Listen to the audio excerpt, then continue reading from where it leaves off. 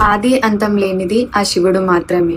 ఎప్పుడైతే ఆ శివయ్య ఒక పెద్ద అగ్నిస్తంభంలా వెలుస్తాడో అప్పుడు బ్రహ్మ విష్ణువులు ఆది అంతం కనుక్కోవాలనుకుంటారు. అప్పుడు విష్ణు వరాహ అవతారం ఎత్తి భూమి తువ్వుకుంటూ వెళ్తే బ్రహ్మ హంసలా మారి అంతం చూడాలనుకుంటాడు. ఆదిని కనుక్కుందామని ఎంతో ప్రయత్నం చేసినా కానీ ఆ విష్ణువుకి ఆది దొరకకపోవటం వల్ల తిరిగి వచ్చి ఓటమిని ఒప్పుకున్నాడు. కానీ బ్రహ్మ ఎలాగైనా కానీ అంతాన్ని కనుక్కోవాలని ఎంతో ప్రయత్నం చేస్తున్నాడు. అలా పైకి వెళ్తుంటే పైనుండి కింద పడుతున్న కేతకి పువ్వును చూసి ఒక ప్రశ్న అడిగాడు.